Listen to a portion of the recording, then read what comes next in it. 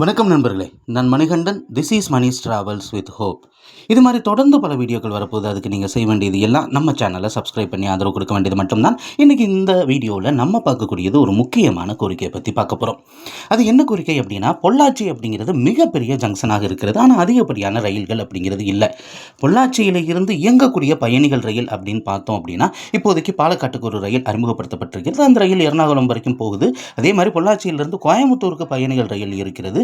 பொள்ளாச்சியில் இருந்து புறப்படக்கூடிய ரயில்கள் அப்படின்னு எடுத்துக்கிட்டால் இந்த 2 ரயில்கள் மட்டும்தான். இதை தவிர்த்து பொள்ளாச்சி வழியாக செல்லக்கூடிய ரயில்கள் தான் இருக்கிறது. ஆனால் பொள்ளாச்சியில் இருந்தும் ட்ரெயின் கிளம்பணும், அப்போ தான் எங்களுக்கு பயனுள்ளதாக இருக்கும் அப்படின்னு அந்த பகுதி மக்கள் நீண்ட நாளாகவே கோரிக்கை வச்சிருக்கிறாங்க. காரணம் என்ன அப்படின்னா, இந்த வழியாக இயங்கக்கூடிய ரயில்களில் கூட்டம் அதிகமாக இருக்கிறது. இதை தவிர்ப்பதற்காக பொள்ளாச்சியிலிருந்து திருச்சி வரைக்குமே தினசரி பயணிகள் ரயில் இயக்கப்பட வேண்டும் அப்படிங்கிற கோரிக்கை இருக்கிறது. பொள்ளாச்சியிலிருந்து புறப்படக்கூடிய இந்த ரயிலானது உடுமலைப்பேட்டை, பழனி, ஒட்டஞ்சத்திரம், திண்டுக்கல்லிருந்து திருச்சிராப்பள்ளி வரைக்கும் இயங்குச்சு அப்படின்னா உண்மையிலே ஒரு 2.5 மணி நேரத்தில் நம்ம திருச்சிராப்பள்ளிக்கு போய் சேர்ந்துட முடியும் அப்படிங்கிறது அவங்களுடைய கோரிக்கை. அதே மாதிரி அப்படி போகக்கூடிய ட்ரெயின் மீண்டும் திருச்சியில் இருந்து பொள்ளாச்சி வரைக்கும் இயங்குச்சு அப்படின்னா சென்னை செல்வதற்கு நல்ல கனெக்ஷன் அப்படிங்கிறது நிச்சயமாக கிடைக்கும்.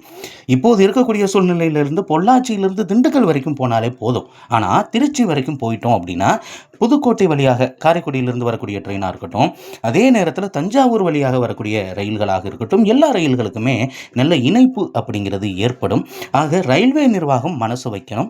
அப்படி மனசு வச்சு நிச்சயமாக பயணிகள் ரயிலை பொள்ளாச்சியில் இருந்து திருச்சிராப்பள்ளி வரைக்கும் இயக்க வேண்டும் அப்படிங்கிற கோரிக்கை ரொம்ப நாளாகவே இருந்துகிட்டு இருக்கு. ரயில்வே நிர்வாகம் இதை மனசில் வைக்கணும். நிறைய பயணிகள் ரயிலை அறிமுகப்படுத்துகிறாங்க.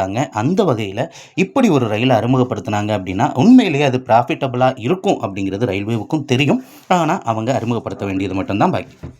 இந்த வீடியோவில் நான் கொடுத்த தகவல்கள் உங்களுக்கு போதுமானதாகவும் அதே நேரத்தில் பயனுள்ளதாகவும் இருந்திருக்கும் அப்படிங்கிற நம்பிக்கை எனக்கு இருக்கிறது. அடுத்த வீடியோவில் பார்ப்போம். அது வரைக்கும் நன்றி, வணக்கம்.